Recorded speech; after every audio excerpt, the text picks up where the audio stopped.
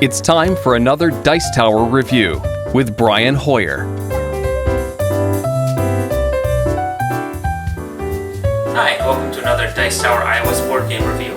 My name is Brian Hoier, and this week we're going to be looking at an all-new IP that was designed specifically for iOS devices. The game is called Blocker. What is it and how does it play? Well, let's go to the iPad and find out.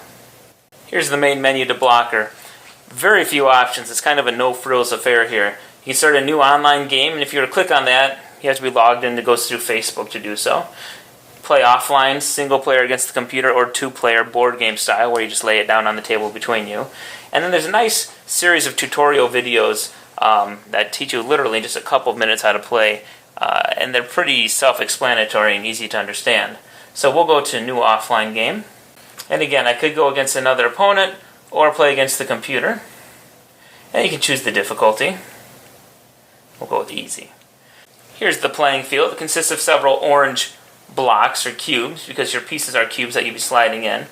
And the goal or objective of the game is to take these colored spaces. There's a red here and a red directly across from it, a blue and a yellow and yellow. And you win by connecting two of the same color. So if I can connect and have, say, for instance, I am a white cube, as you can see as I move it around. And if I can have white here and somehow connect a line all the way unbroken from this red spot to this red spot, I could win the game. I could connect the blue to the blue, and it doesn't matter if I go all the way around, if I cut through the middle, but as long as I have an unbroken chain of my color going from one color to the exact same color across the board, I win the game. Now, you only have 12 pieces, so if you were to fail to connect two of the same color going across the board, the other way to win is whichever player has the most pieces on the board at the end of the game wins. So if you don't connect and you have more pieces than the opposing player, you can still win that way. Okay, now, again, my playing piece here is this cube that I'm moving around. If you notice, there's a blue sphere in the middle, blue circle. There are several different colors in the game. You'll also notice on the board that there are these white circles that occasionally flash little white skulls like you just saw there. And it'll come up again in a second. There you go. Now, if you notice, there's little lines coming off from this white circle to this square, and this square. Once all three of those are full, that activates a chain reaction and it blows up all three of those blocks. So while you're sliding pieces in and filling these, once these three get filled around this white circle, they all explode. This white circle fills these three, they all explode. You can protect your pieces, however, because if you have two of the same color dot in the middle, if I have a blue dot cube here and here, that protects them. They won't be blown up if they have a light color next to them. Even if it's my opponent's piece. If I slide in a blue dot next to his, I protect mine, but his also doesn't blow up because we have two blue dots touching technically. So these are unsafe zones, so to speak, going around the board. You can play your cards correctly and actually keep your pieces if you put the right ones in the right spot. Okay, so I get to go first, and basically I can go around and I can slide in this way going across.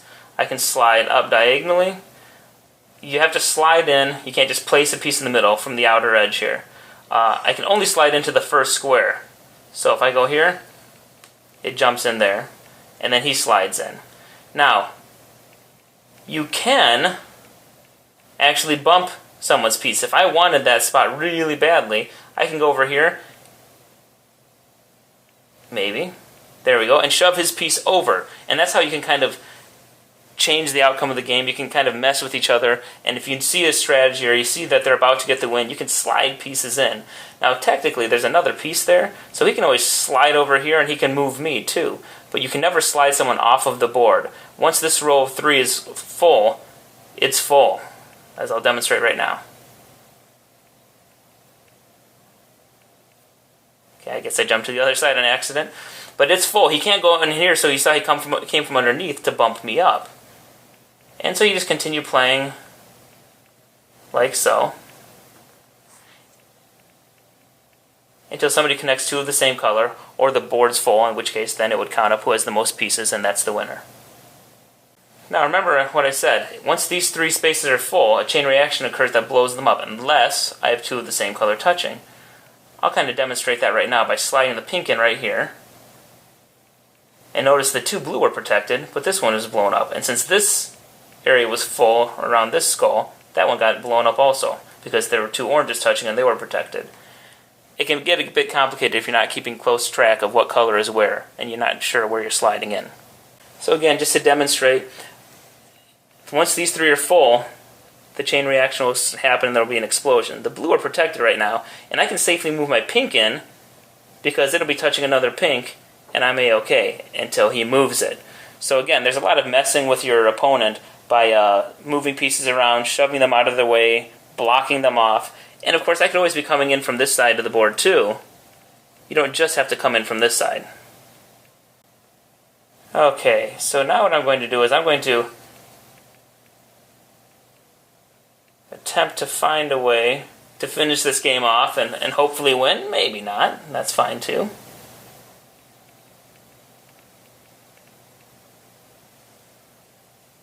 Okay, I almost have the red to red connection here.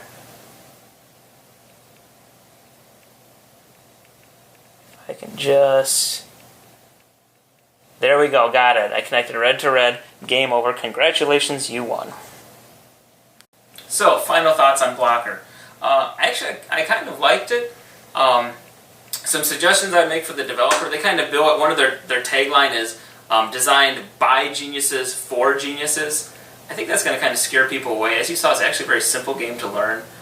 It could be tough to master if you're playing against a talented opponent who knows what they're doing, but it's not that complicated to learn, really. I may not have explained the whole explosion chain reaction thing very well. That's why I covered it a couple times on there and showed you a few examples. But once you see the game played one time, you pretty much have all there is to it. I think that whole by geniuses for geniuses thing is going to kind of keep people at bay, kind of like how there's a huge population of people who think that chess is just a genius-only kind of game, and it's not at all. So it is an actually very simplistic game that you could play and get better at. You could develop strategies. I think you could have a lot of fun messing with your opponent. I like to see kind of a 3-4 player variant created of this. That'd be kind of nice. 2-player could get stale after a while.